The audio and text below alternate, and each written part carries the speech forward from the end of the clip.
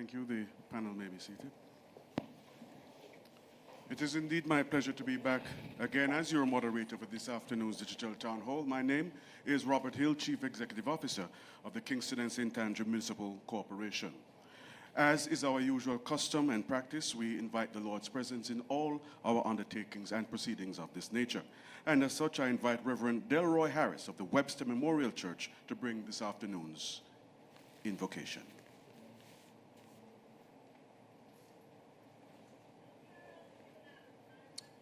Let us pray. Gracious, loving God, you have been so good to us. And so we give you thanks and praise your mighty name as we come together now for this Digital Town Hall meeting. Thank you for the team at the Ministry of Local Government and Community Development, led by Honorable Desmond McKenzie and its affiliate agencies. Father, we thank you for their achievements over the past year, which could not have been without you in their midst. All honor and praise belong to you, O God. Continue to lead and inspire them and help them godly wisdom always. Lord, we invite your presence and guidance through the meeting. May it be conducted in an orderly and peaceful manner, as you are not a God of disorder or confusion. Bless the chair, the planners, all stakeholder groups, and the attendees. And at the end of the session, we pray that all needs will be satisfied according to your will. Cover everyone involved, their families, and their environments, and continue to watch over them. In Jesus' precious name we pray. Amen. Thank you very much, Reverend Harris. I'd like to, at this time, introduce our panel led by the Honorable Desmond McKenzie, Minister of Local Government and Community Development.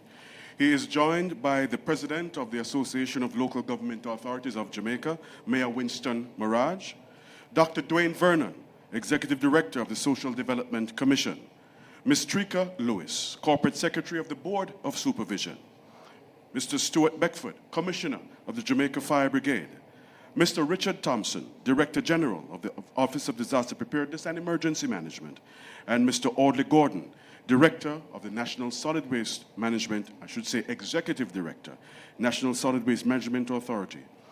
I'd like to, at this time, welcome the Permanent Secretary in this ministry, Mrs. Marsha Henry Martin, for opening remarks and comments.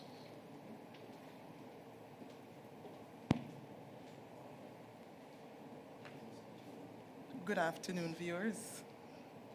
It is indeed a pleasure for me this afternoon to give you this overview of the Ministry of Local Government and Community Development. The ministry, by its mission, is intended to be the premier government organization in the Caribbean that facilitates first-class development of settlements and communities that can deliver sustainable first-world services through a modern and participatory system for the benefit of all our citizens. Our vision is to provide a sound policy, legal, technical, and administrative framework that supports excellent service delivery and operational management by all our local authorities and our portfolio agencies. This we are asking to be done in a manner that advances the ideals of effective local governance and the goals of sustainable development and sustainable community development through a purpose-driven and competent workforce.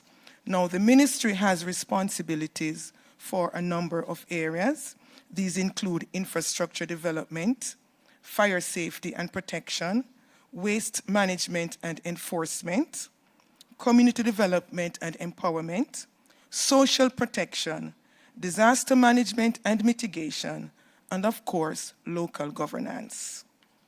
Our portfolio agencies, as you would have heard already, include the National Solid Waste Management Authority, which has responsibility for public cleansing, solid waste management and enforcement, the Social Development Commission, which has responsibility for community development and empowerment, the Jamaica Fire Brigade, which has responsibility for fire safety and protection of our citizens, the Office of Disaster Preparedness and Emergency Management, which has responsibility for disaster management and mitigation, the Board of Supervision, whom you would have been seeing over the past few weeks, has responsibility for social security through the island's infirmaries and respective Golden Age homes, being the Vineyard Town Golden Age Home and the Denham Town Golden Age Home, and has responsibility for caring for the homeless and our most needy population. And, of course, our municipal corporations that are within our respective parishes and the Portmore City Municipality that has responsibility for local governance. This, of course, you can well imagine, ranks local government within the top tier of the set of ministries, being the ministry with a large number of persons being employed. And we employ directly approximately 10,000 persons to include 229 elected representatives.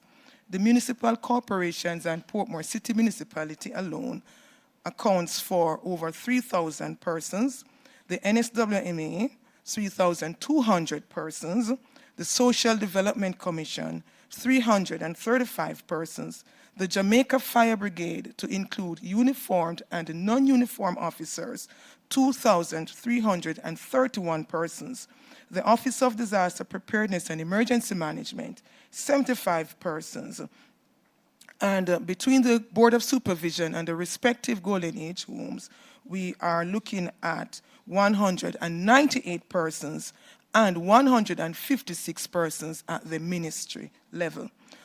And as I conclude, I would just like to identify that over the last 3 years, the ministry, through its Youth Summer Employment Program, would have employed over 10,000 young persons who were employed in the areas of disaster management, data collection, infrastructure development, community development, and in respective areas for which the ministry has responsibility.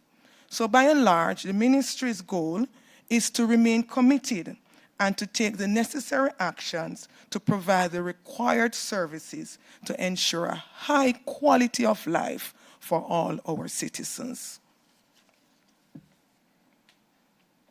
Thank you very much, P.S. Henry Martin, for the very comprehensive overview of the ministry's various responsibilities and its level of importance to national development. As we move through our program, I will invite each head of agency, commencing with Mayor Winston Mirage, the president of the Association of Local Government Authorities of Jamaica, to bring their respective performance overviews at this time. Mayor Mirage. Thank you very much, Mr. Hill. Let me, of course, recognize our Honorable Minister and all the other heads of agencies here on our platform today. You'd have heard that I'm the president of the Association of Local Government Authorities of Jamaica. And I must say, we represent all the 228 councillors, plus the mayor of Portmore, which you heard the permanent secretary mentioning just now. And we are very proud to have such a minister in Desmond McKenzie. And we make no bones to speak about it because I myself have been a councillor for 30 years. And coming up through these years, it's the first time that we have seen local government taking this shape and fashion, in that councillors now feel empowered to truly represent their people. It's the first time councillors are getting such things such as education funds, so we can not only depend on what the members of parliament are doing to help our people, but councillors can now assist a number of their constituents in back to school. Of course, paying school fees, buying books, and so on and so forth. Not only that, but we can also assist our constituents at this time in helping to bury their deads. And you know that that is a problem, especially in the rural areas, where we have very poor people, of course, and they have challenges burying their deads. The members of parliament do have some funds that can assist, but councillors are now able to back that up with their members of parliament. We also can say that we can also assist our people who are very poor and vulnerable and needy in repairing their homes. So we have the social housing program, we call it, where, of course, we can give a man a door if it's rotten. We can fix a window. We can put on a few sheets of zinc, especially in this time when it's a hurricane season, and so on. So we can now assist our constituents. Not only that, but since this minister took over, we are now getting increased property tax revenues so that we can truck more water to the areas that have drought situations. We can now do beautification and recreation parks. And we have been doing a number of that since this minister took over. Not to say that the previous ministers didn't do anything, but we are proud to have a minister that came up the ranks, being a councillor from 1977, I'm sure. I remember that year when he became a councillor. So he knows everything about what local government is about. And we are happy to have him here as our minister. Of course, in the municipal corporations, individually, we have also been repairing a number of markets. We have been building new markets. We have also been repairing fire stations, building new fire stations, which you'll hear about from the Commissioner of Fire later on, I'm sure. And we have also been repairing and expanding our infirmaries. And you know we are in charge of the infirmary. We have a number of residents living in our infirmaries in every parish. And we can now better take care of these people that we were put in charge of. And so I can tell you this much. In some parishes, we have been repairing our minor water supply systems. We have been repairing our catchment tanks, especially in the hills, that we have responsibility for those catchment tanks. We are not only repairing, but we are also building new catchment tanks in some area because of the level of funding that the local government system and the municipal corporation are now getting. So I'm saying to the public that we have much to be proud of since 2016, since this administration came into office. And I could go on and on. But of course, I'll take my seat and I'll await any questions that the public might have out there. We are ready to answer with pride and dignity. Thank you. Thank you very much, Mayor Mirage. That was indeed edifying to the entire listening audience and watching audience in terms of what the importance of Algaje is, and of course, an insight into the intricacies of the workings of the municipal corporations. Let me quickly invite Dr. Dwayne Vernon, Executive Director of the Social Development Commission, to make his submission at this time.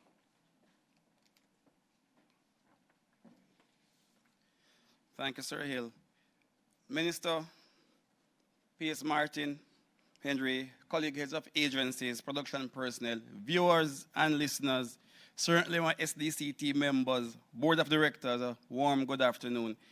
I have to thank Minister Mackenzie for the tremendous support that he has shown over the number of years, and also for this platform to share with you all the work of the Social Development Commission for the past 4 years. That's a strategic planning period that I'm going to look on quickly.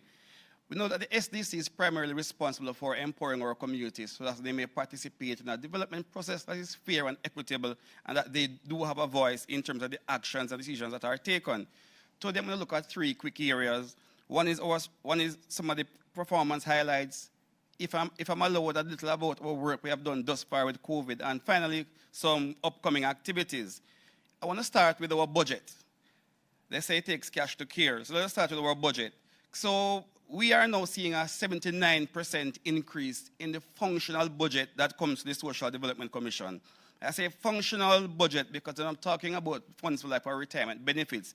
So if we look at the area compensation, we have seen a 57% increase, and that has caused us to increase our employment, our staff complement, by 80, which is 31%. So we now have 335 persons employed compared to 255 in 2016. In terms of travel and subsistence, of course, 94% increase. So community members, if officers say they can't, you're not seeing them because they don't have traveling, call me here, that's not true. All right, in terms of goods and services, 404% increase. That has enabled us to work on some of our properties, which I'll speak on in a bit. Grants and contributions, 236%.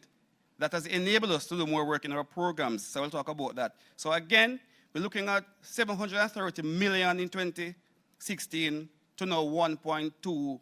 I didn't know that STC could use the term billion. So we are now at 1.2 billion in, don't laugh, it's true, in 2021. So thanks much for that support. Moving quickly, in terms of, I mentioned the increase we have seen in our goods and services. So based on an appeal we made to then Minister of Finance, the Honorable Audley Shaw at the time, between that time and now, 4 years, we have spent 128 million renovating 13 of our 15 parish offices. More work is to be done, but so far we are more comfortable, so we really want to say thanks for that. And it's the first occasion I'm getting nationally to tell him thanks and our minister for the lobbying efforts. So even though we are comfortable, we need a little more, so, but thanks in the meantime. In terms of some select performance measures, I want to look at the programs budget. In 2016, we got zero. Between 2012 and 2016, we got no funding. Between 2016 and 2020, we have received $175 million in terms of programs spending. We are now giving grants to communities. So between 2012 and 2016, we were able to give 20 million, but since 2016, we have already given 140 million in terms of grants to communities. In terms of our programmatic performance, to date, I'm talking since 2016, we have been able to strengthen our PDC framework because there's now an accountability framework where there's a set way that they can access funding, report on the funding to account for taxpayers' money. We have seen a 21% increase in our community coverage in terms of our CDCs, and we have increased our profiles and maps by 2%. This is an area that we need to do some more work in, but it takes a lot of money to produce a community profile. So I'm making the appeal here, Minister, that in going forward, we are happy for the amounts we have received thus far, but if we could triple that, so we can do some profiles to upgrade the ones that we have. In terms of community proposals that have been successful through the work of the SDC between 2016 and 2020, $169 million worth of projects were approved. That's 94 projects. So that again is based on the ability, our ability to do more work at the community level. Yes, there are still limitations. I mentioned about the work we need to do with the profiles. So though we have more than 80% coverage in profiles, more than 50% are dated, meaning they are older than 5 years. So we need the funds to update that, to get that going. We have established the registrar department out of the Local Governance Act from 2016, where the SDC can look at conferring some legal status to community groups. We need to do some work on the regulations in that regard, because that's something the community is looking forward to. If I move quickly to some of the responses thus far through COVID-19, and again under the stewardship of our Honorable Minister, we have been providing data, doing sensitization work, we still mandate the Rona helpline, and we have been doing some community markets and business fairs. To date, we have done 10, where they have seen over 24 million in sales. I'm going to move quickly to some upcoming activities.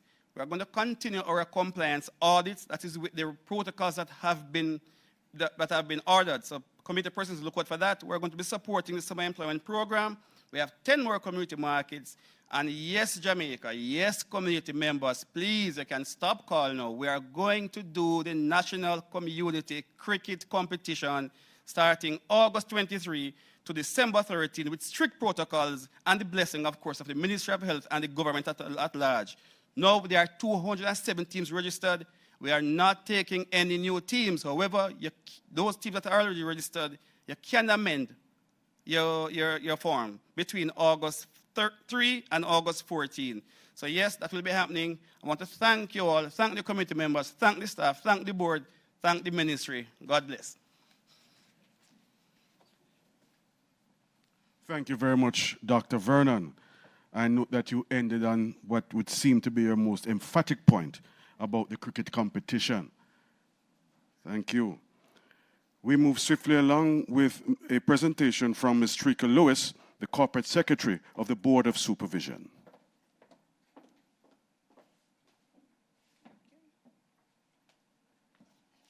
Honorable Minister of Local Government, Desmond McKenzie, Mrs. Marsha Henry Martin, Permanent Secretary in the Ministry of Local Government, colleagues, media, listening public, ladies and gentlemen, good afternoon.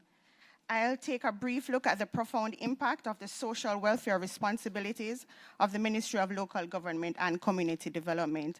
And just to give a brief perspective, in keeping with the Poor Relief Act, the Board of Supervision seeks to ensure the care, protection, rehabilitation, and the relief of poverty and destitution among the most vulnerable throughout Jamaica.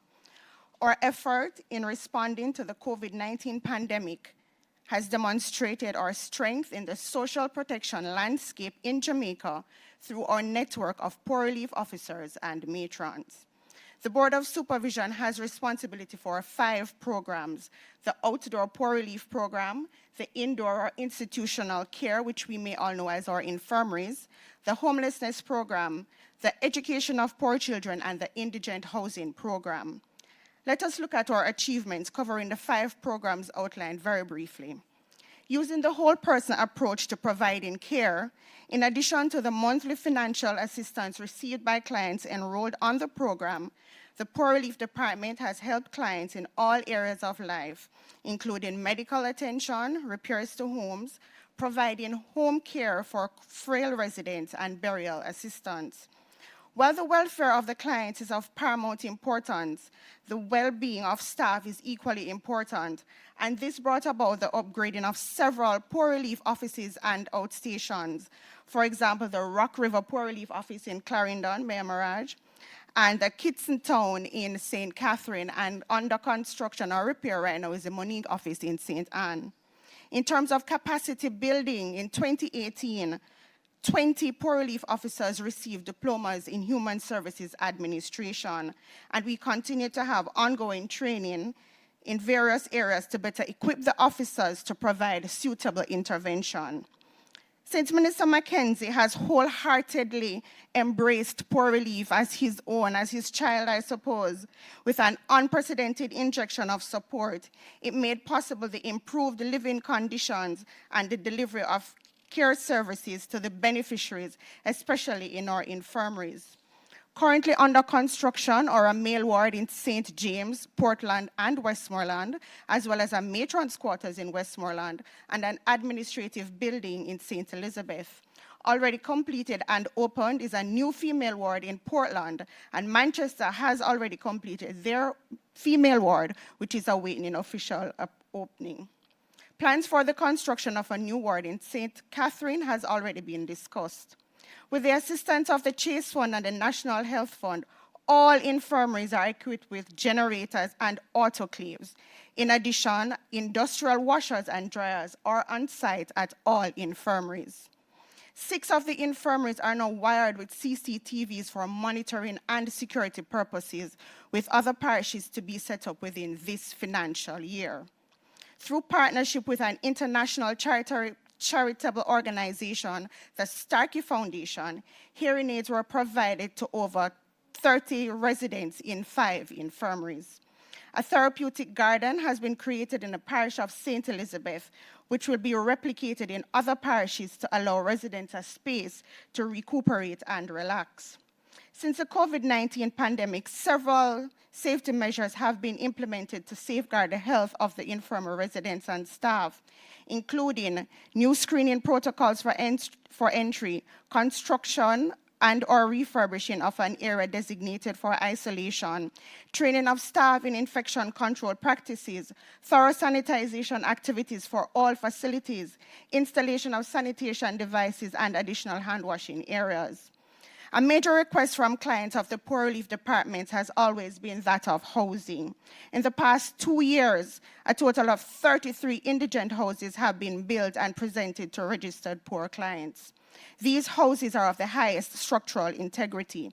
The program has been extremely effective in providing appropriate housing solutions to persons in need and will therefore continue in the future with the expectation to deliver 100 such units over a period of time. The ministry continues to take a concerted effort to tackle the issue of homelessness with the homeless programs established in 13 local authorities. Most parishes have established a parish homeless committee for the homeless, comprising a wide cross-section of stakeholders who are charged to take a strategic approach to responding to homelessness. We have built drop-in centers in the parishes of St. Anne, Hanover, St. Elizabeth, St. Mary, Trelawney, and St. Thomas, and construction is now underway for a drop-in center in Linstead in St. Catherine. In addition to providing basic needs, the drop-in centers also provide a level of rehabilitation. Success stories have included persons now reintegrated and others engaged in employment and skills training. Since COVID-19, the following measures have been implemented to safeguard the persons experiencing homelessness.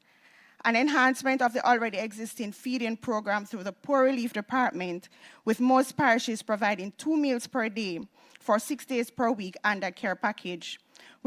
Through this initiative, over a 17-week period, we have provided over 11,000 care packages, 69,000 breakfasts, and over 100,000 lunches. A new shelter on Church Street that accommodates up to 75 persons on a nightly basis, and a temporary shelter in Linstead, Old Harbour, and Spanish Town. Plans are also advanced for the construction of an additional night shelter in Kingston and Trelawney and a soup kitchen on the Church Street in order to sustain our current feeding initiative.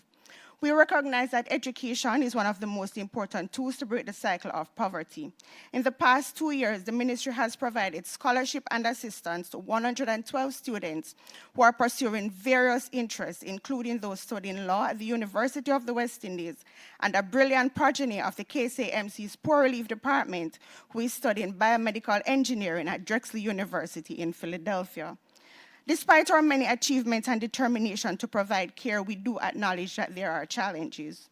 There's a lack of adequate space in our infirmaries to house those in need of institutional care, lack of training in continuous medical education for caregivers, and we also have a difficulty attracting matrons and assistant matrons to manage the infirmaries due to the disparity in salaries. There's a lack of adequately trained persons to properly manage mentally ill clients who unfortunately at times exhibit behavioral issues that may pose a danger to other residents. As we continue to provide world-class standards of care and strengthen our social response mechanism, the social protection programs as delivered by the ministry through its Poor Relief Network will remain a priority item through capacity building, continued improvement to the physical infrastructure, improved service delivery, and increased monitoring to meet our objectives. Thank you. Thank you very much, Ms. Lewis. That is indeed a testament to the upliftment of those most in need right across the length and breadth of Jamaica. And as such, we believe that we are morally and spiritually guided to complete and to uplift the lives of the less fortunate. Let me now invite the Commissioner of the Jamaica Fire Brigade, Commissioner Stuart Beckford, to the podium.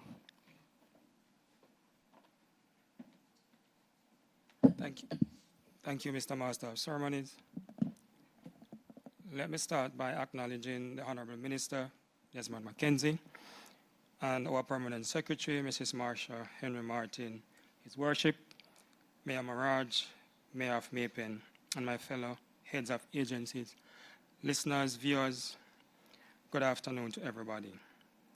It is indeed a distinct pleasure to be with you this afternoon to give a brief overview of the performance of the Jamaica Fire Brigade over the last 4 years. It was in 2016 that the board and management decided to focus on 3 strategic priority areas in an attempt to overhaul and transform the operations and management of the Jamaica Fire Brigade. Those 3 strategic priority areas were operational excellence, citizen empowerment, and community safety and infrastructure development. The overall goals envisioned then with these 4 strategic areas was a reduction in fire deaths and injuries and damage to property as a result of fires, increased efficiency resulting in improved service delivery to the wider public, more fire-safe communities, and a reduction in our response time, as well as a well-trained workforce.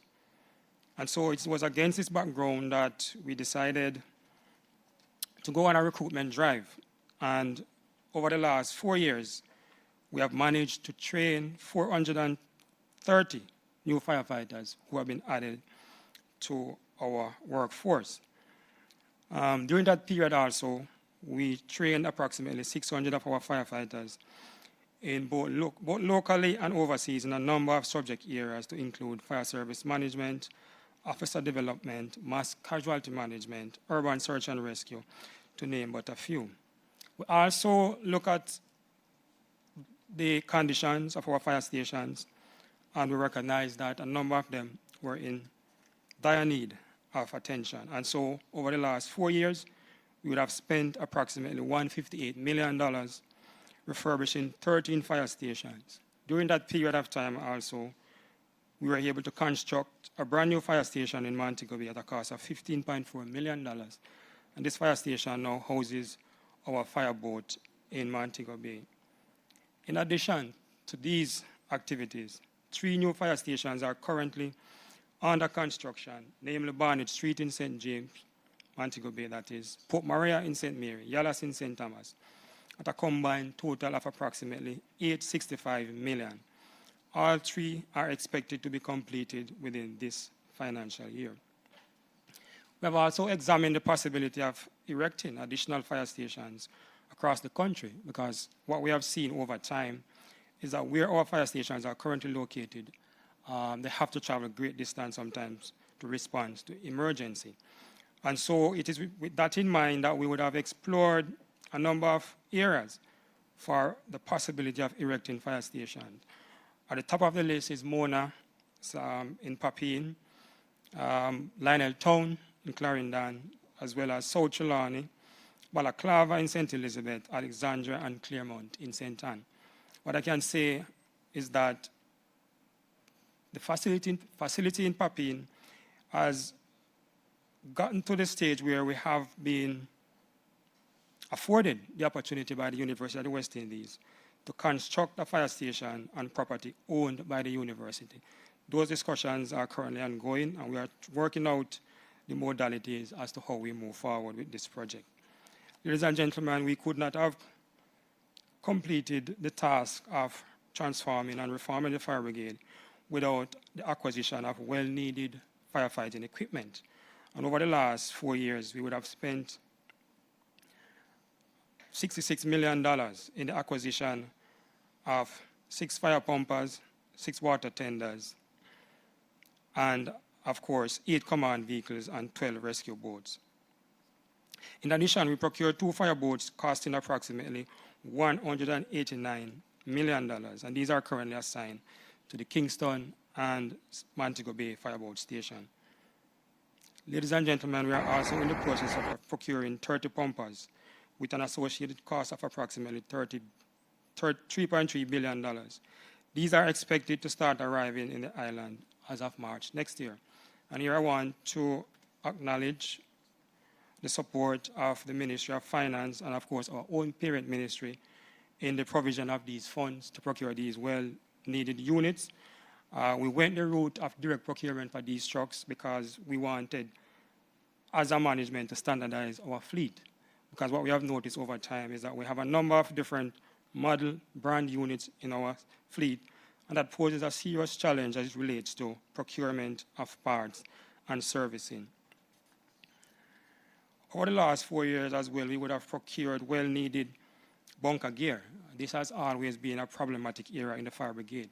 And due to the effort of this ministry and the Ministry of Finance, we have been able to procure just about 1,100 bunker gears over the last 4 years. We have also procured respirators, hazardous materials, suits, hydraulic cutting tools, popularly known as jaws of life, among other firefighting and rescue equipment, to the tune of approximately $623 million.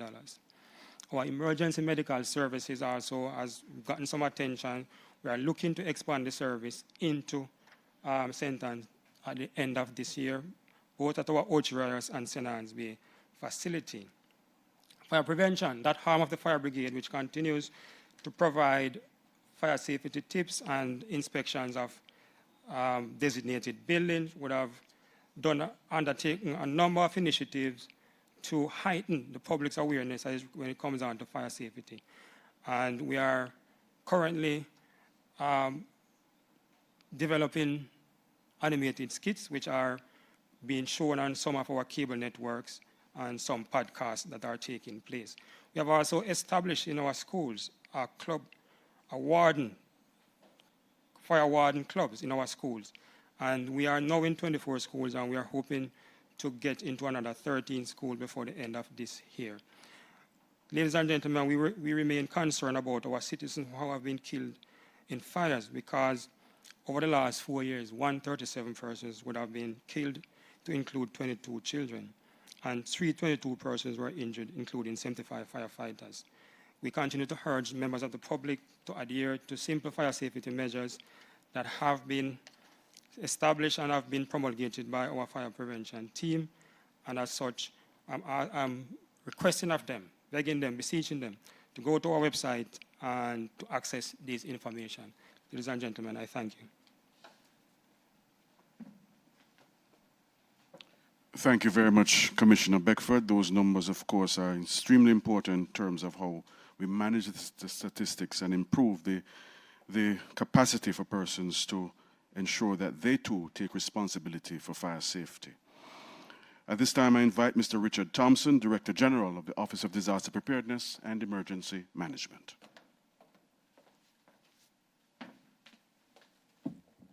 Thank you, Mr. Hill.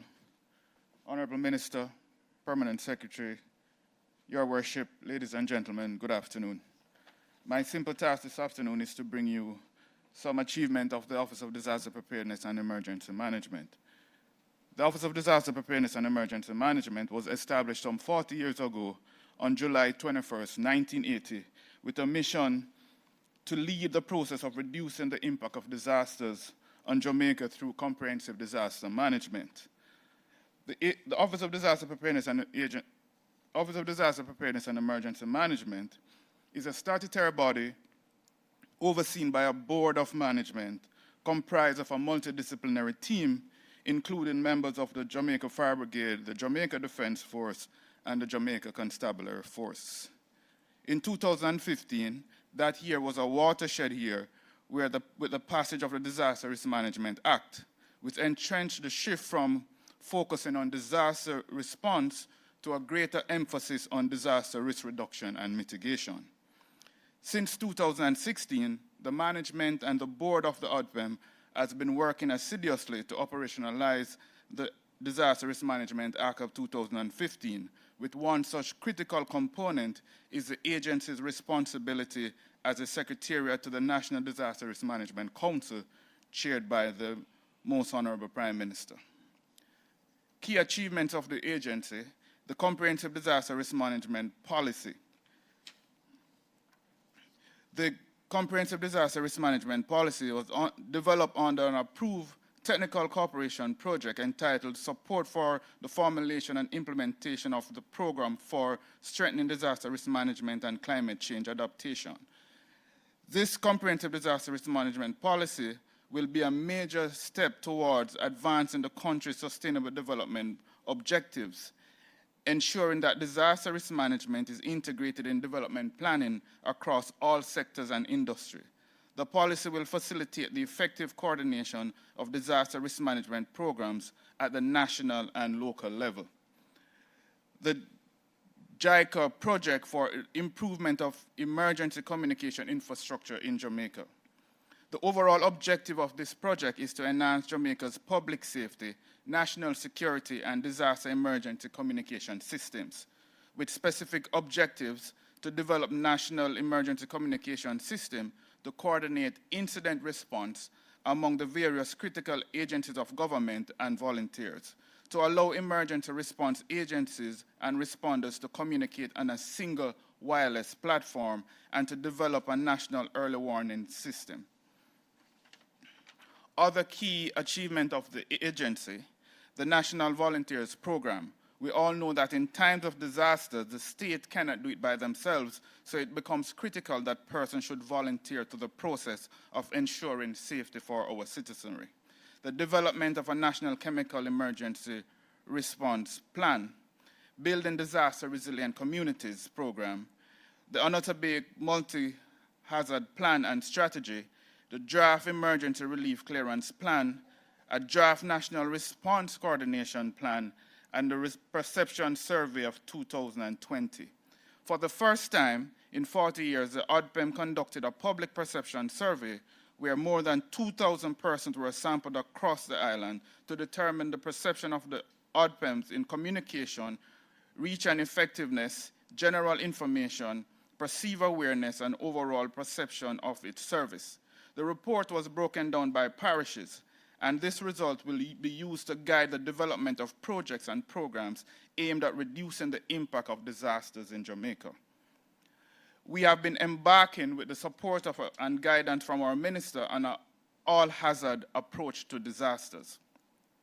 We all know of hurricanes and earthquakes, but to that there are other components of disasters, and the agency have been looking critically at these. Flash flooding, the aspect of drought. Drought has been impacting our country for many years, and it becomes critical that emphasis is placed on drought management and preparedness. Bushfires. The fire brigade will tell you that for many years and for every drought period, they will battle the problem of bushfires. And this has caused the loss of lives of many persons and the loss of billions of dollars in our forest reserves. Emphasis is being placed on the aspect of bushfires. Earthquake preparedness and reduction. The island is prone to earthquake impacts, and we receive over 200 tremors per annum.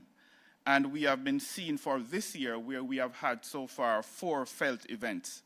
This shows the impact of earthquake on our country and the amount of felt earthquake that we have per annum. And great emphasis is being paid on the aspect of earthquake preparedness and other disasters and hazard components. For the 2020 hurricane season, critical emphasis is being placed on our preparedness measures. The 2020 Atlantic hurricane season is predicted, or has been predicted, to be an above normal season, with normal being 10 events per year.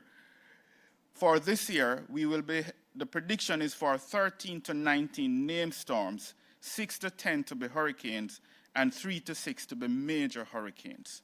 For this year, our disaster preparedness program will be focusing on hurricane preparedness amidst COVID.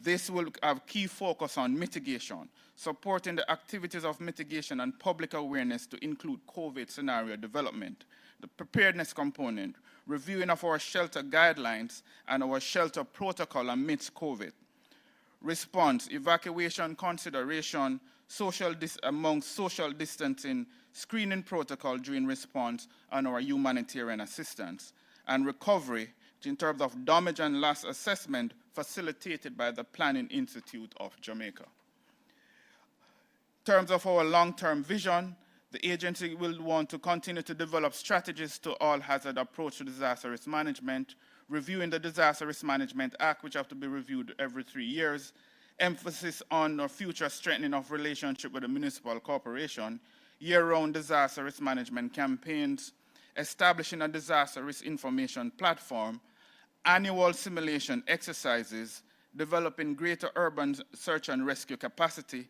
continued strengthening of and development of the community resilience to disasters, and developing a state-of-art emergency early response system. All this with a focus to build an anti-fragile nation with key emphasis on building more resilient communities and more resilient people. Ladies and gentlemen, I thank you. Thank you very much, Director General Thompson, for that very comprehensive overview of the activities, programs, processes of the Office of Disaster Preparedness and Emergency Management. It's my duty now to invite Mr. Audley Gordon, Executive Director of the National Solid Waste Management Authority. Thank you very much, Mr. Chairman.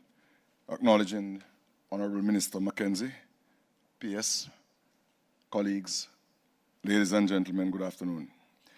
The National Solid Waste Management Authority anchored its approach in the core value ATTIRE, A-T-T-I-R-E, with A for accountability, T for transparency, T for teamwork, I for integrity, R for respect, E for excellence.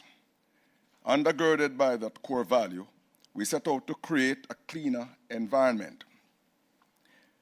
To do this, we would need more trucks. And over the last 4 years, we have added 63 new trucks to our fleet, 20 of which was handed over July 23rd. We want to thank the Minister for his dynamic leadership of the ministry and by extension our agency. I also want to thank the Board of Directors headed by Chairman Dennis Chung for their guidance and their leadership in this time. The authority and its regional companies, MPM, SPM, NEPM, and WPM, have collected 2,991,000 tons of solid waste at our 8 disposal sites in the last 4 years.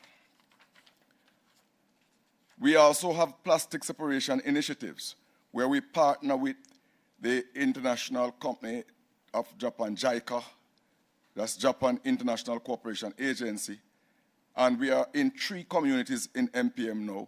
Approximately 120 tons of recycled materials were collected, and we also won the JICA President Award during this time. We also embark on a separation initiative in 16 communities in Kingston and St. Andrew. And so far, since January, we have removed 21,000 pounds of plastic bottles that could, if not properly managed, end up in our waste stream. There is also ongoing plastic separation initiatives in 10 government entities. I move quickly to disposal site management. 3 of our 8 disposal sites have been upgraded over the last 4 years, namely Riverton in Kingston, Haddon in St. Anne, and Retirement in St. James.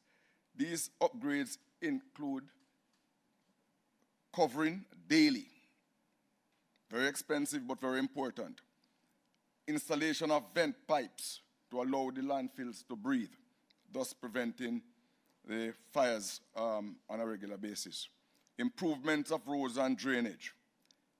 And for these upgrades, we were rewarded with 3 environmental permits from the National Environment and Planning Agency. Applications have now been made for Myersville, Tubalski, and Martins Hill, 3 other landfills that we intend to move to upgrade in the very near future. During 2019-2020, we completed the procurement process for the installation of a new Bailey Bridge at the Riverton facility. It's important that we have access to this facility because the truth is we have over 400 trucks moving in and out of that facility daily. We have seen less fires at our disposal sites since 2016. In 2016-17, we saw 14 fires, 6 of which were major fires. By the time we get to 1920, we saw 8 fires, 5 of which were extinguished within 24 hours. Now we turn to institutional governance. In year 2017-18, we completed 10 years of outstanding financial audit reports and annual reports. We also instituted a personal protective equipment policy. Audited financial statement and other report were submitted in accordance with the Public Bodies Management and Accountability Act. And the same will be done for the years 1920. Institutional governance is something we take seriously at the NSWMA these days. We were even rewarded at the Public Bodies Corporate Governance Award function with 2 awards. And for that, we are extremely proud. Financial year 1920 also saw the development of several policies, including whistleblowing, sexual harassment policy, and the commencement of an enterprise risk management framework. Turning now to human capital and welfare development. We have trained a record 2,000 plus employees in the last 4 years. And these include everyone on the setup of the NSWMA, from your sanitation workers right up to the very direct internal directors. All benefit from significant training as we seek to develop capacity. Thanks to our minister, we have placed a great emphasis on the sanitation workers, and in the last 4 years, we have seen their salary doubled. I mean 100%. This July, the salary that they start collecting is 100% more than what they get at the start of 2016. We have also increased our revenue in terms of our commercial activities, moving from 306 million to 446 million in the present year. Public education also is a mainstay of the institution, and right now we are raising awareness about proper solid waste management, and we have developed several ongoing public education and awareness programs. In addition to the regular 3 R's, reduce, reuse, and recycle, we have gotten now into compost before you dispose. We have SOLID, stamp out littering and illegal dumping. Through these campaigns, we have sensitized over 730,000 Jamaicans. We have also developed a new NSWMA website, www.nswma.gov.jm. Very, very good website. You need to visit it. A mobile app has also been launched to report littering in public place and illegal dumping. The app is available on your Android and Apple platforms and download by visiting Google Play Store and typing NSWMA. All our community relations officers are very active in the field, and we are going around the clock to ensure that we take the message out. We have 3 pieces of regulations outstanding: the NSWM Hazardous Waste Regulation, NSWM Public Cleansing Regulation, NSWM Disposal of Solid Waste Management Regulation. We are working tirelessly to get those in so that we can continue to do the work that the people of Jamaica ask us to do, and the kind of work that they deserve. I want to thank the staff of the NSWMA, thank the board, thank the leadership of the ministry, and I thank you, ladies and gentlemen. Thank you very much, Executive Director Audley Gordon. The unmatched passion and ability that you bring to the portfolio is certainly enviable. At this time, I'd like to invite our Honourable Minister, Desmond McKenzie, to bring his contribution to this event. Thank you, Mr. Hill, CEO of a KSMAC Municipal Corporation, Permanent Secretary in the Ministry of Local Government,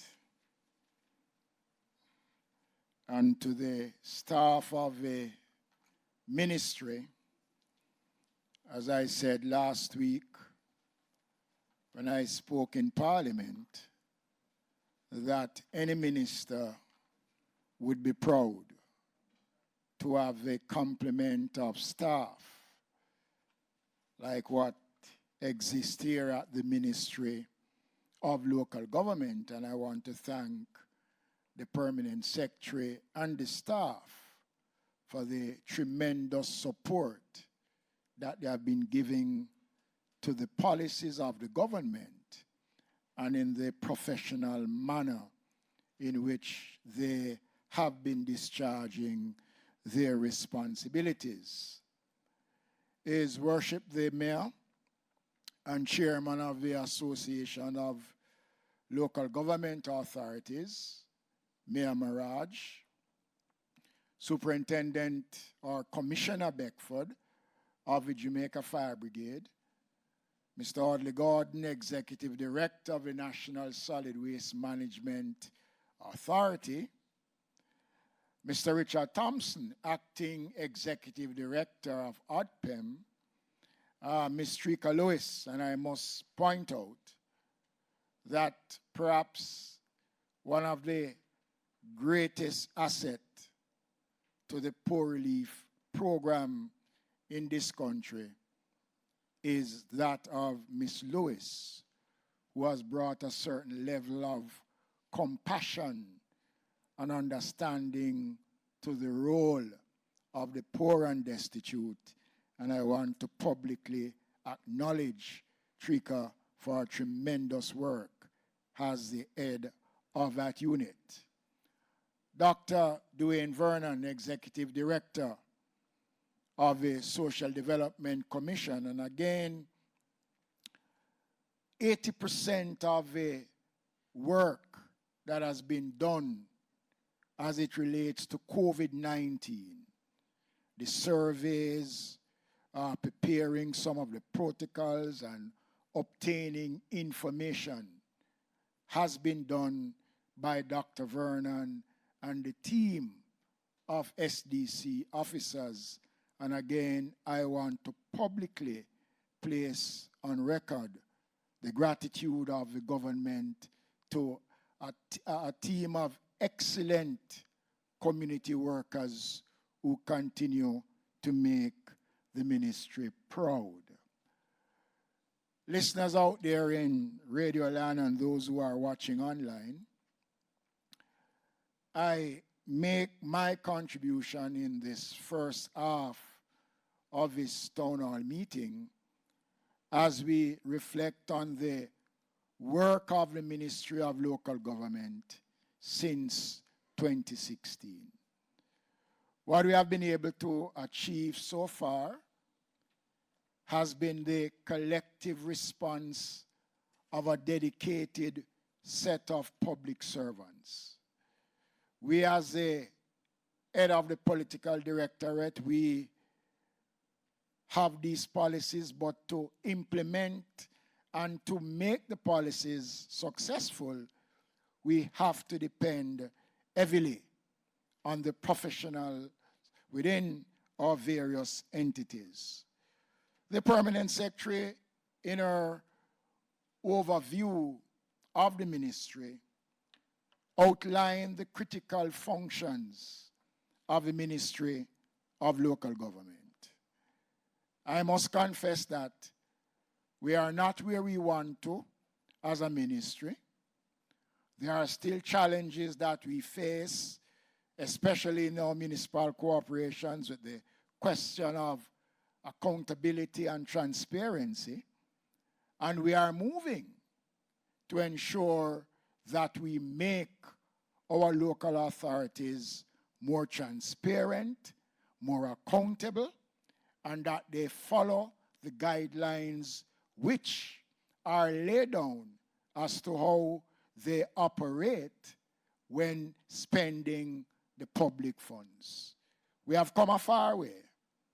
We have achieved many successes over the last 4 years, but we cannot sit by and say that we have crossed the bridge. A lot more has to be done. And there has to be a greater sense of responsibility amongst the local leaders in how we look at executing our responsibilities to the public out there by virtue of how taxpayers' money is used on a daily basis. It is a commitment that the government has given. We have started. Tomorrow, we'll be meeting with certain category of workers in the ministry to look at their reporting mechanism and to look at the process that is being used in terms of complying with what are necessary to fulfill the obligations that are written in the 3 bills that were passed in Parliament that have empowered the local authorities in a way that they have never been empowered before. We are not going to take those bits of legislation for granted. It is not something that will be abused. And I want to make it abundantly clear that any individual, regardless of his or her political persuasion, once they are found wanting, will not find any comfort in this administration, and I want to make that abundantly clear.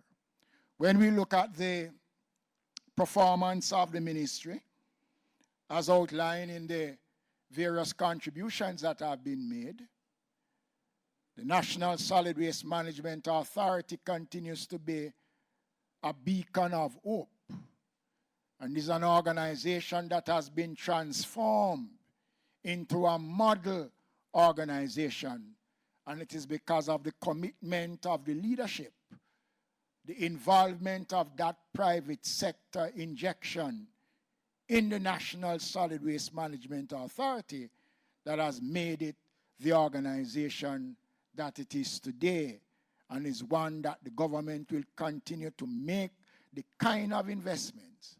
As we said last week at the handing over of the 20 new trucks, although we have put 63 new trucks into the system, it doesn't necessarily mean that our problems are over. A lot more trucks is required, more trucks are on the way, and we will continue to strengthen the human capacity of the National Solid Waste Management Authority to allow it to deliver and to expand on its core commitment to the people of Jamaica by ensuring that we have a clean country. The Jamaica Fire Brigade has been an old institution, one of the oldest such institution in the Western Hemisphere. And again, the work of this organization over the years have been hampered because of lack of adequate firefighting equipment. While we have done well since 2016, that void that existed before was so huge that it is still going to take us time. We are expecting to have some 30 brand new trucks in the system next year that would now, for the first time in the existence of the Jamaica Fire Brigade, every fire station in Jamaica will have at least one brand new truck and a second truck to back up the new truck. So it is a tremendous achievement that we have been able to achieve. We have been spending on the human resources of the brigade improving the facilities, providing the requisite gears that is necessary for the men and women to perform the duties that they are called upon to do so. And it is a commitment that we have made, and it's a commitment that we continue to fulfill. And as we move to create a new fire station in Old Harbour to replace the one that exists and to remove the men and women out of the conditions that they are living in. And I want to say to the Commissioner and the many men and women of the Jamaica Fire Brigade, thank you for your services. Thank you for the commitment that you continue to make in saving lives and property. And it is only left for the government to ensure that we provide the requisite equipment to make your jobs much easier. I turn to the Office of Disaster Preparedness and Management, ODPEM. If there is one entity in this country that the public have confidence in when they speak, is the ODPEM. And it's a good thing because the ODPEM is the government vehicle that provides information prior to, during, and after disaster. So it is an entity that requires all the requisite qualification in terms of honesty. And I must say that over the years, ODPEM have demonstrated that high level of professionalism. We are moving deep into the hurricane season. And as was outlined by the acting executive director, they are now placing themselves in a position, in case of any eventuality, the ODPEM is ready to respond as best as possible. I want to say that as a country, we sit in a part of the world that is vulnerable. Outside of hurricane and flooding, the question of earthquake, we have to look at now the increasing the temperature, drought conditions. All of that forms a part of this new dispensation that the Office of Disaster Preparedness and Management is now undertaking. And you will see a new look ODPEM that will expand its reach as it relates to disaster response and relating to the Jamaican people. And again, I want to thank the organization for being effective. I mentioned the SDC, I've mentioned fire. There are some issues that, as a government, we have to pay attention to at this time of the year. Again, as the Prime Minister said in Parliament on Tuesday, COVID-19 is still on. For those who are saying that COVID now keep, get that out of your mind.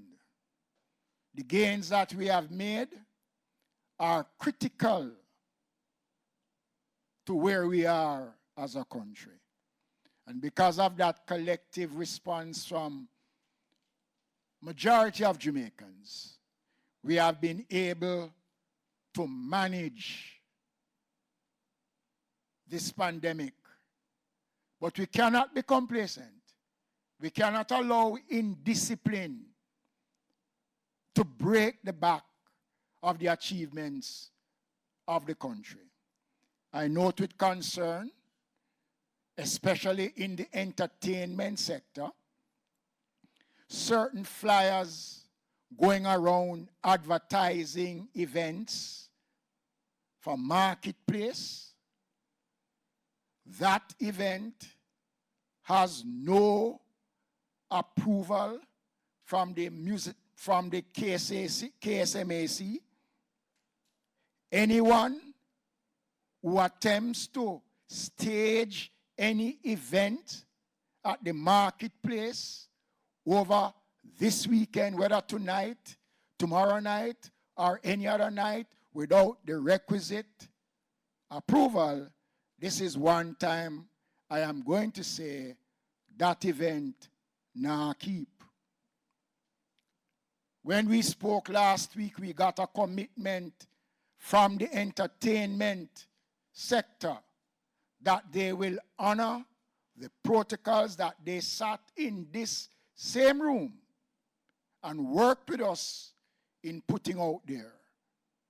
I am appealing to Jamaicans going into the Emancipation Weekend and moving onwards into the independence celebration, that the government has relaxed its hold on entertainment. The protocols that have been put in place that will run until September the 30th is saying, if you want to stage any events, make the requisite application, follow the protocols. Since we have opened, based on the reports that we have seen, that there has been compliance. Parties are being held, venues with the requisite amount of persons, finishing on the time that is specified. You still have some persons who are operating outside of these protocols. I want to make it clear, we will not be afraid to drop the hammer if the needs arises.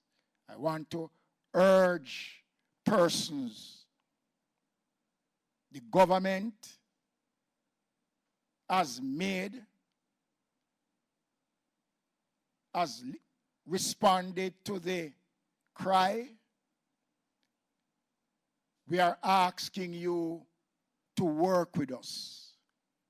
Don't force the government in a position where we have to take any decisions that would hurt the industry. We continue to get requests from nightclubs. We spoke about that last week. Many nightclub owners have been calling, asking, what about them? Is consideration being given to the opening of nightclubs? All I can say to nightclub operators, and for those who we have responded to, if your facility has outdoor areas that will fit within the protocol, then those outdoor events will be permitted using the protocols that have been laid down. We are still continuing to observe, to consider the request.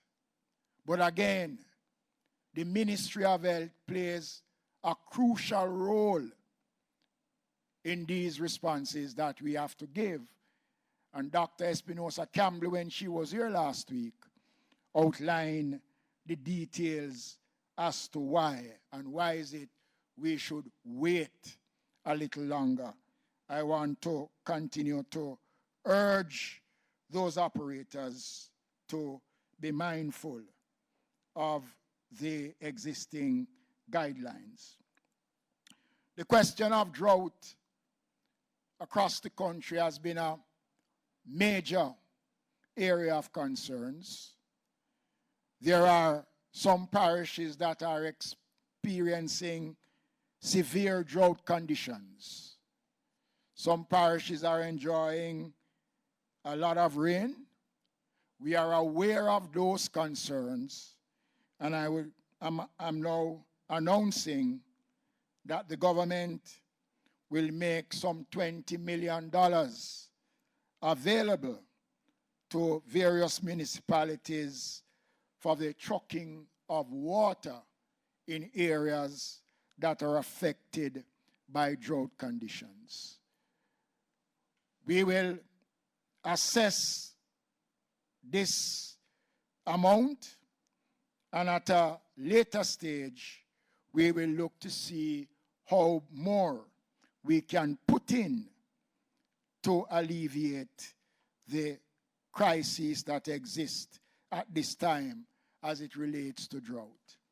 The government is planning within this financial year to build an additional 10 water shops across the country in areas where piped water poses a challenge. Those 10 areas will be announced shortly, but I want to assure the people in St. Elizabeth, especially in the Balaclava area of St. Elizabeth, that we have heard the cry and we are going to be responding in Balaclava, and the Brampton area of St. Elizabeth will benefit from at least 2 more water shops in those areas. The feeding of our homeless population.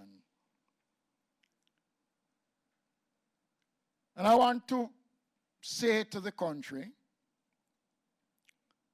that many of those persons who are out on the streets are not out there because they want to be out there. Many have fallen on hard times, and therefore it becomes the responsibility of the state to provide for those persons. Ms. Lewis outlined in her report the initiatives that have been put in place. And we are going to be strengthening those initiatives. And we are going to be adding 5,000 more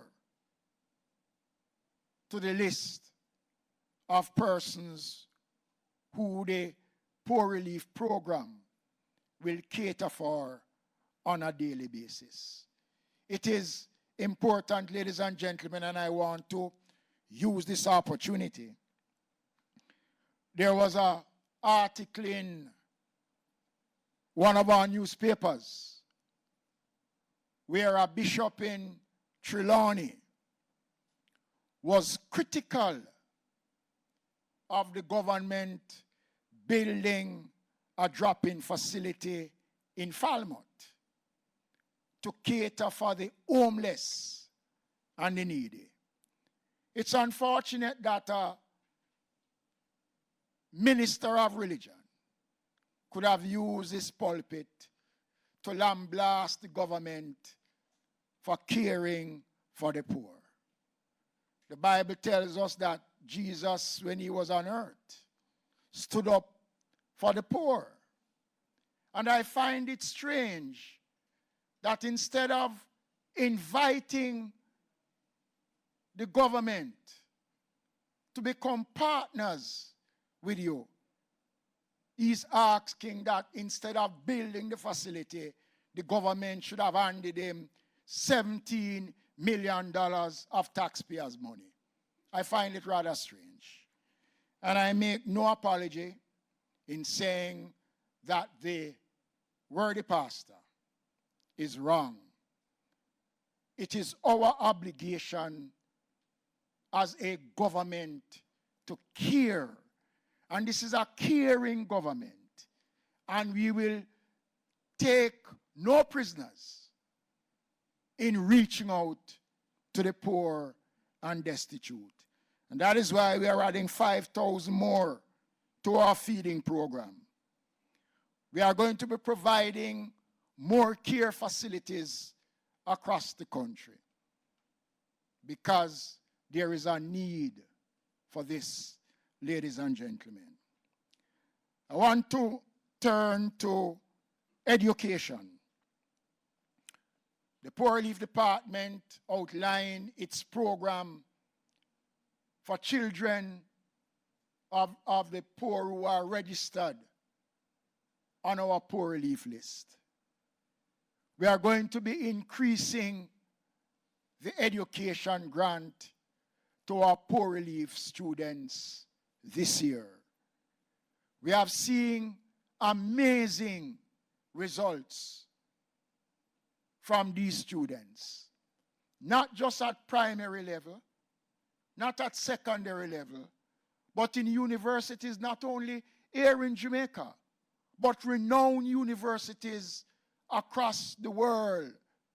Children of the poor is making their parents proud, is making Jamaica proud. And this government will continue to support those initiatives by increasing the education grant for poor relief family this year.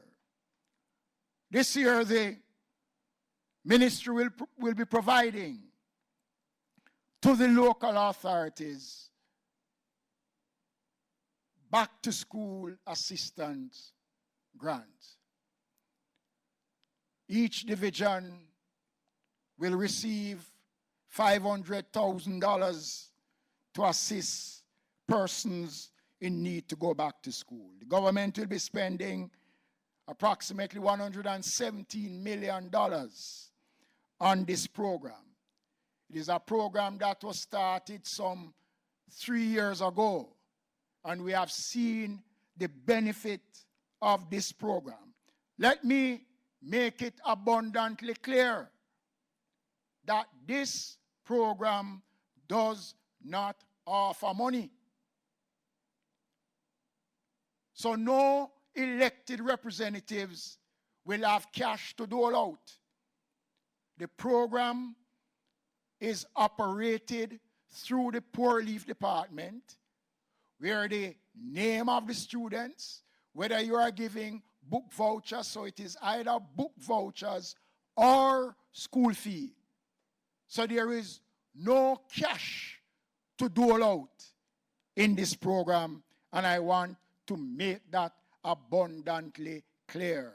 It is a program that is structured by the Poor Relief Department, vouchers from school, and book vouchers to reputable bookstores.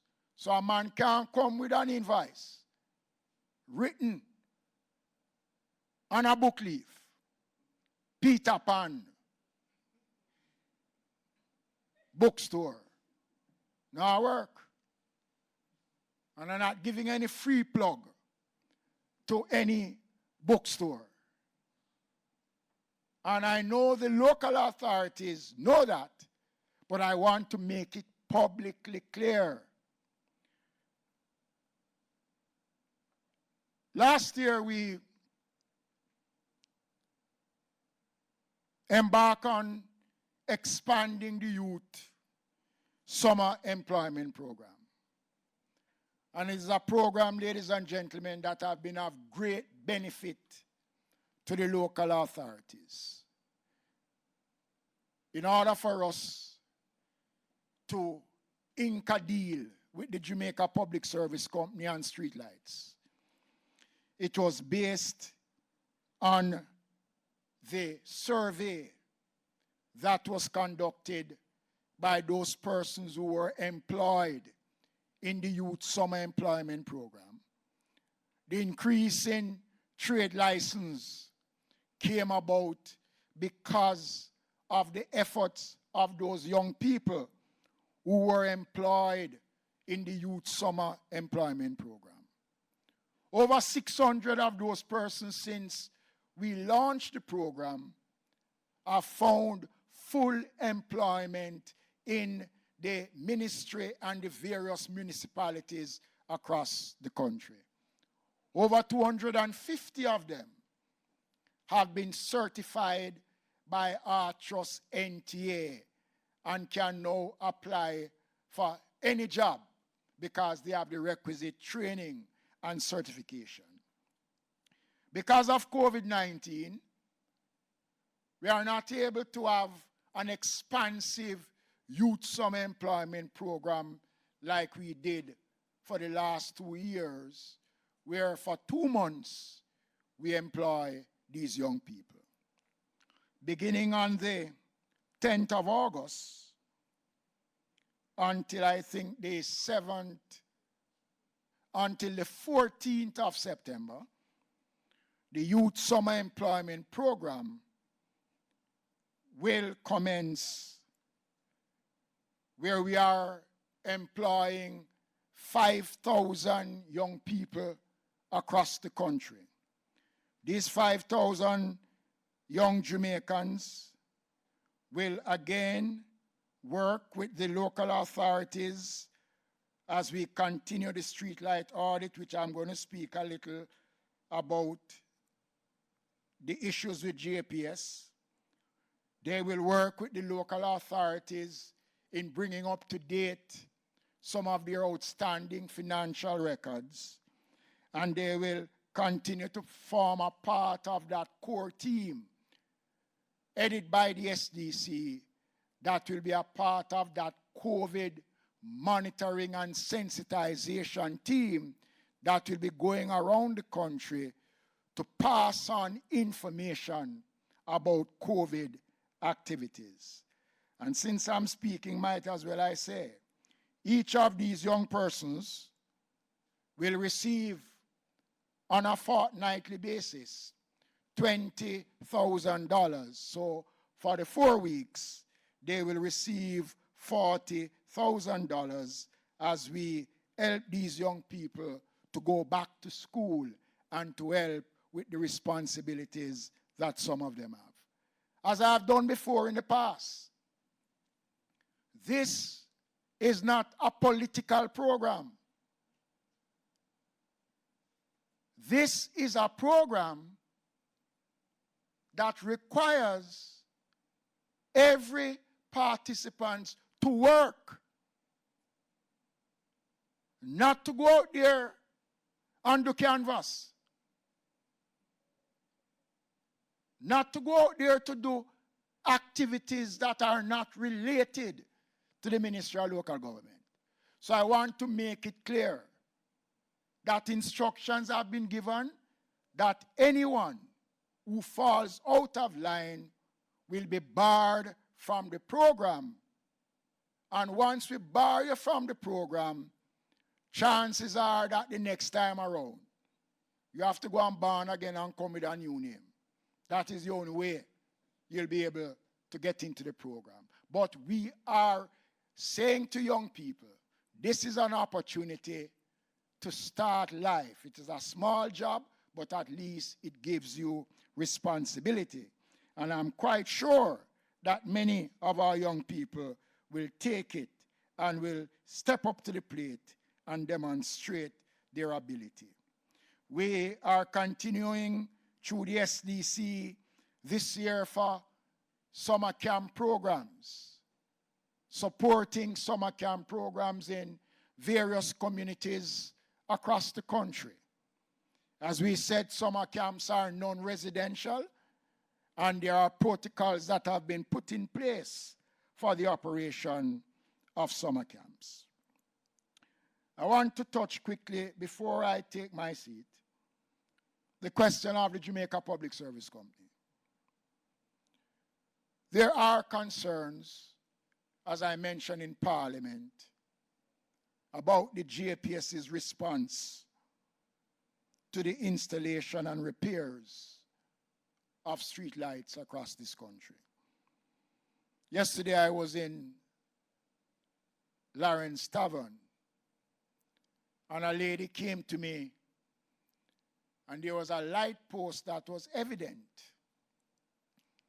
that is broken, that is threatening the house of the persons who live there and their establishment. They reported this light pole to the Jamaica Public Service from the 3rd of February this year. And they were told that JPS would come back, would come the Friday to have that light pole replaced. We are now at the end of July, and the JPS have not responded. There are areas of concerns. We just opened a brand new bridge in St. Andrew, where there is a light pole in the middle of the road. The KSMAC have asked the Jamaica Public Service Company to remove the light pole. And the JPS is asking for $600,000 to remove their equipment from the government thoroughfare. I spoke to a representative from the JPS this morning. We have been making attempts to have meetings at the highest level with the Jamaica Public Service Company to raise the concerns about the streetlight program. And we are still yet to get a positive response from the Jamaica Public Service Company. I want to ask the JPS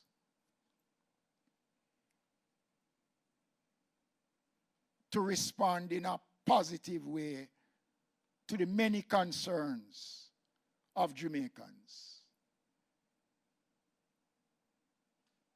One lady told me that she called them about overgrown vegetation on JPS line. And the line ran in her yard, and she said that the JPS is saying that she has to pay to cut it down.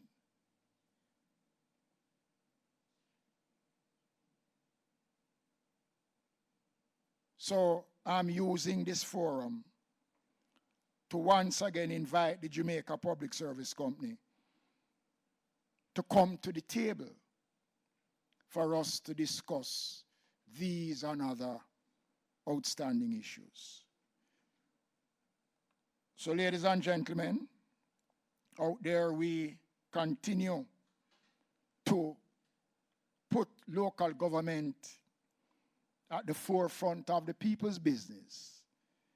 And we can only do so with the collective response of all Jamaicans. I thank you.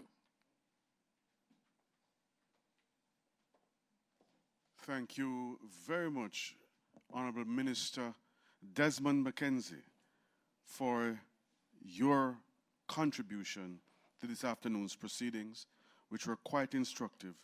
And it is obviously evident that your inspired, passionate, divine leadership and commitment to the people of Jamaica is unquestionable.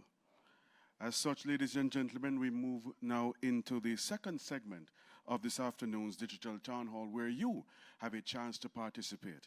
And you may do so by sending your questions and comments via social media platforms or text or WhatsApp our lines at 876-298-6508.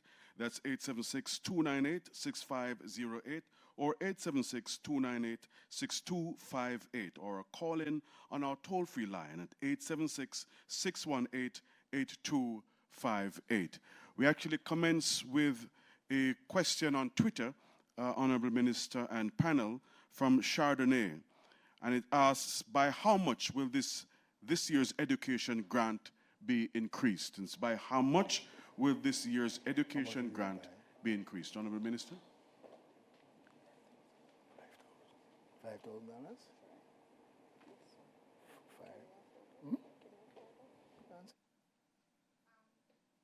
I'd like to respond. So the poor relief departments have a number of children who we are responsible for. And there's a general assistance in terms of providing for back to school, school fees, examination fees, etc. While it is difficult to provide you with a figure at this time, it would be prudent to say that in discussion with the inspectors of poor, we can come to a reasonable figure that would adequately cover the persons who are going back to school. Thank you very much, Ms. Lewis. And we have had other questions come in since we have commenced our program. Question to the Jamaica Fire Brigade. Can the Commissioner explain why it takes so long for the Fire Brigade to, one, answer the telephones, And two, the length of time it takes to reach a fire scene. These are three-part questions, but I'll start with that one, Commissioner Stuart Beckford. Thank you, Master of Ceremonies. As it relates to the issue of the long time that it takes for the telephone to be answered, regrettably, most of those telephone calls would be routed through the 110 emergency number, and we're not the persons who man that facility.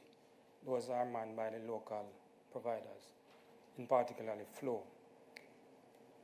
You would have heard me mention in my presentation that there's a need for additional fire stations.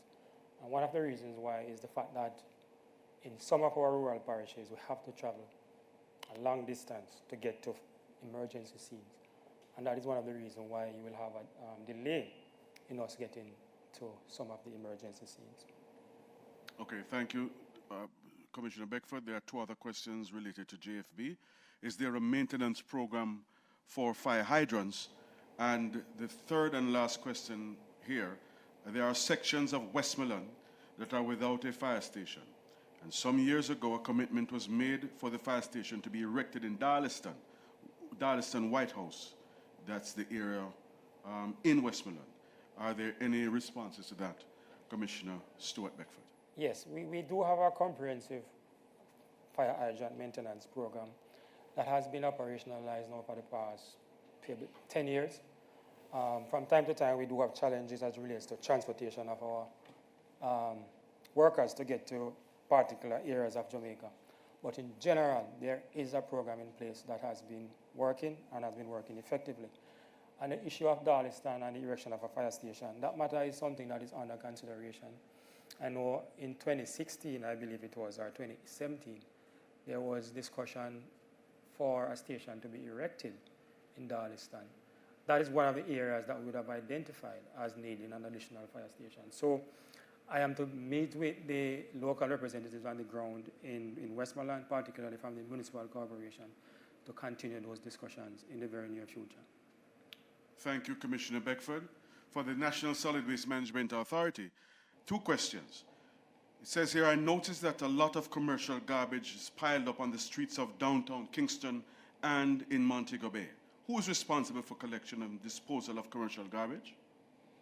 Sir Audley Gordon. Well, we do collect commercial garbage once we are contracted to, because, you know, commercial garbage is garbage that generated from profit for the various businesses that operate in those spaces would have to make connections with us, and then we will, but I would love if they could give me some specifics where exactly the garbage is piled up, because it might not be commercial garbage, it might be garbage from the market, which, you know, the municipal corporations working with us usually partner to deal with that. So I would really love some specifics so that we can attack it directly. There's another one for NSWMA. Is there a set program for garbage collection in Sandy Bay and the surrounding areas in Hanover? Because scheduling is what is being referred to there. People will, from time to time, ask us, why aren't we able to publish a schedule and stick by it? The truth is, we can't publish unless we have reliable trucks, which is why we are so happy that we, over the last 4 years, have been able to, for want of a better word, modernize the fleet of the NSWMA, because we had a very aged fleet. And because of the unreliability of the aged trucks, it's difficult to set schedules and keep them. But as we move into the addition of more trucks and getting the fleet up to where it's supposed to be, most definitely we will set schedules and we will be able to keep them because we have the reliable units to enable us to do so. Thank you, sir. As the questions continue to come in, there's one here for the SDC. How does one get involved in the entrepreneurial program offered by the SDC? Dr. Vernon? All right, thank you. Thanks for the question. Depending on the parish that you're in, you just go to that office and there's something called an affiliation form. Complete that affiliation form and then the officer will be in touch with you. All right. And it says here, I have not heard much said about the upgrading of community centers to be used as training facilities across the island. So I believe this is either for Minister or Dr. Vernon. All right. Thanks for the question. In fact, we are in the process now of looking at a comprehensive program for community centers. Already we've updated the database as to all the centers that we have. So we're looking at that framework in terms of upgrade centers. I can't answer directly on that right now, but we certainly are looking at a comprehensive program where the SDC, as was in the past, try to assume more responsibility for these centers. Okay. And we have questions also for the Board of Supervision, Justin. It says here, Daphne Anderson of Manchester asks, how can she qualify for one of the indigent houses? Okay, so the indigent housing program, as may have been alluded to, is administered through the Poor Relief Department. There's a Poor Relief office / department in every municipal corporation. Ms. Anderson would just need to go into her Manchester Poor Relief department, speak to the inspector of poor, after which an investigation will be carried out to see if she qualifies to receive such a unit, and from there the submission will be made. Okay, thank you. For the Office of Disaster Preparedness and Emergency Management, it asks, when are the plans for the ODPEM to provide relief for various communities like Portland, where it is difficult to get supplies during hurricane or any disaster period?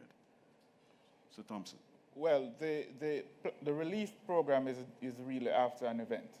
So whenever time there's an impact, what is normally done is a damage assessment, and that is done in conjunction with the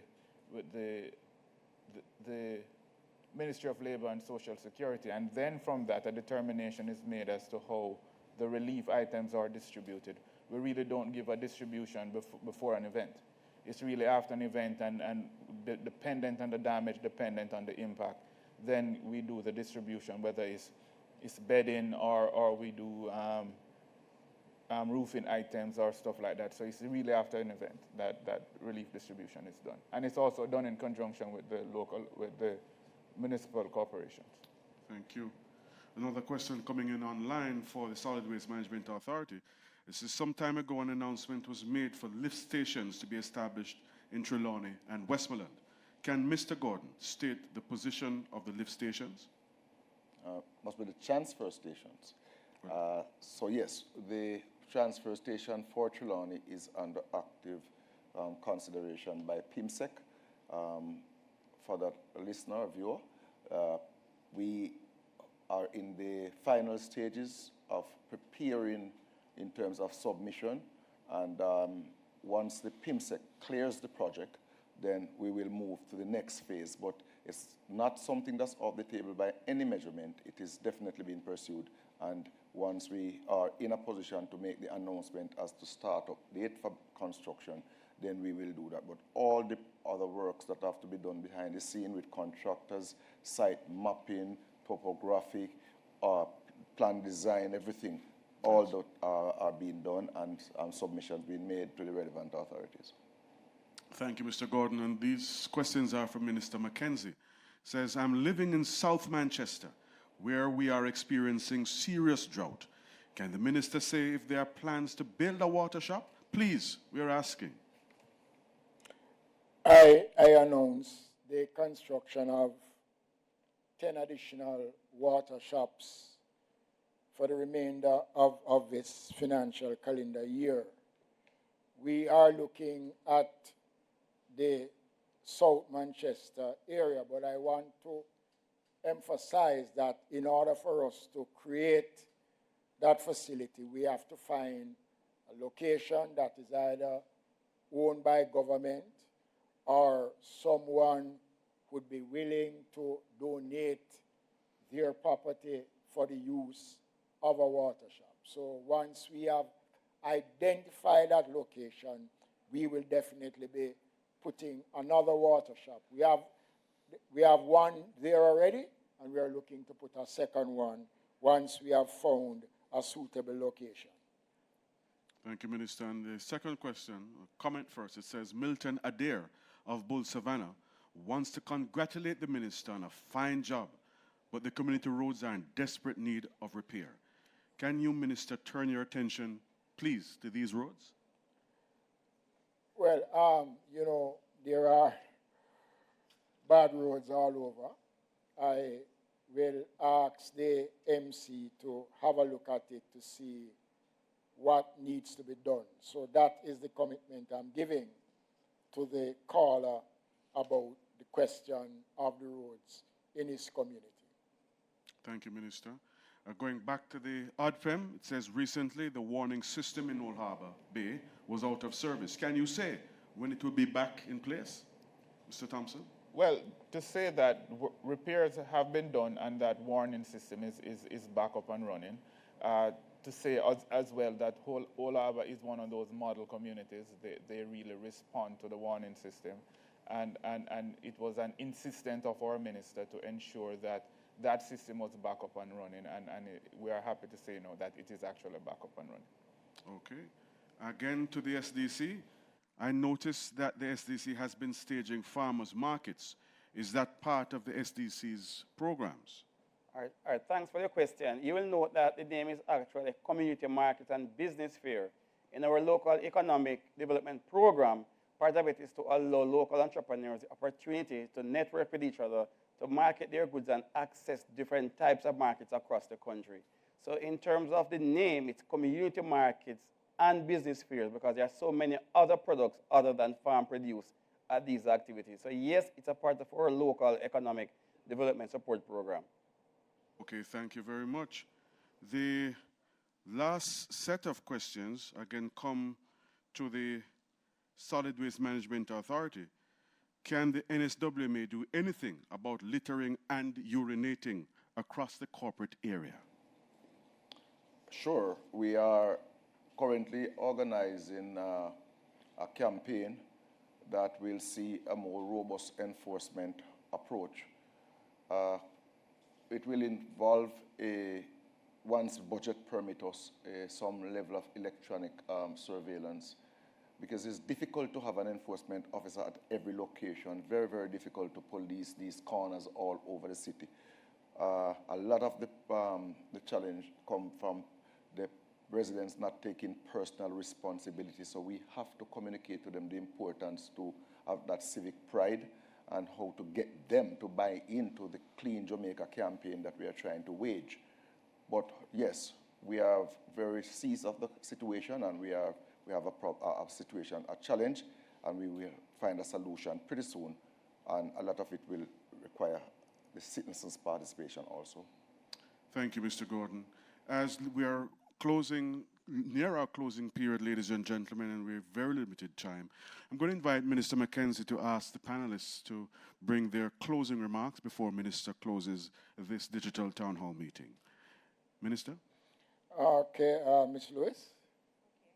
Just want to say to the Honorable Minister, thank you for the confidence that you have placed in the Board of Supervision and to enable us to provide the needed support and assistance to the most vulnerable amongst us who, without our help, would be faced with very difficult and challenging times. And we take our cue from a leader who is extremely passionate about poor relief, and that passion has been transformed through the Board of Supervision and our poor relief officers island-wide. Dr. Vernon. Thanks, Minister. 3 quick matters. One, just to encourage community groups to use the technology to keep in dialogue with each other, continue the communication, and to commend those of you who have been doing so. We have been having some good discussions and meetings with groups virtually, so we want to thank those who are doing it and encourage those who are not to really continue doing that. Secondly, to just urge you to comply with the protocols regarding COVID-19 and to be very tolerant and supportive of the protocol team that you'll be seeing in your space to observe what is taking place. And finally, as with my colleague Shrika, to thank Minister, the Ministry, the entire team, the Board of the SDC, and our hard-working staff for all that we have done thus far. And Jamaica, we are committing to doing more. Mr. Gordon. Thank you very much, Minister. Just to say that proper solid waste management in any country is grounded in a partnership. Government cannot solve the solid waste management problem if there are people hell-bent on not playing their part. So we invite this partnership, especially in the area of proper containerization of garbage, observing, the spaces that are considered sacred. We believe that once all of us put hands and heart together, we can keep Jamaica beautiful. and we can be all proud in the end. Let me use the opportunity to end this presentation the way I began, by thanking the minister, thanking the ministry, thanking the board of the National Service Management Authority, and the members of staff. They're very hardworking men and women who show up not just for work, but show up and work. Thank you, Art. We only have about 4 minutes, so I'm going to give Mia Maraj 1 minute. Thank you very much, Minister. That is a minute already. On behalf of all the councillors and mayors in the country, I'd like to thank our minister and the team from the Ministry of Local Government and Community Development. We will continue to repair our roads, our parochial roads, and we will continue to maintain our drains and ensure that we have less flooding. And we would like to ensure also that our minister continues for the next 10 or more years. Thank you. Mr. Thompson. Just want to say that the ODPEM will continue to work assiduously to build a culture of safety across the country. And as we go deeper into the hurricane season, to the most active part of the hurricane season, that we will continue to keep the nation abreast with the happenings throughout the season. And we are imploring the country to ensure that they themselves add what they have to do to ensure that they are keeping themselves safe, their families, and also their neighbors. Thank you. Commissioner Beckford. Just to remind the public of the need to continue to adhere to basic fire safety measures. Too many of our people are dying in fires and deaths which are preventable. I also like to thank the men and women of the Jamaica Fire Brigade who continue to commit themselves, sometimes at the expense of their own safety, to continue to serve the people of Jamaica. Thank you. Thank you. And in my closing 50 seconds, just to remind the public of our responsibility around COVID-19 and to appeal to the entertainment industry to apply for your permits before attempting to stage any public events. Jamaica, this fight against COVID-19 belongs to all of us. Thank you, Honourable Minister, and thank you to the panel, and thank you for everyone who has been tuned in, either through television, radio, or through our various social media platforms. This has been the Digital Town Hall meeting on the achievements of the ministry, its affiliate agencies, and local authorities, led by the amiable, talented, and of course, always beloved Desmond McKenzie, Minister of Local Government and Community Development. Tune in next time, as the Minister will certainly be hosting yet another Digital Town Hall meeting to engage the people of Jamaica on matters related to local governance. Thank you very much.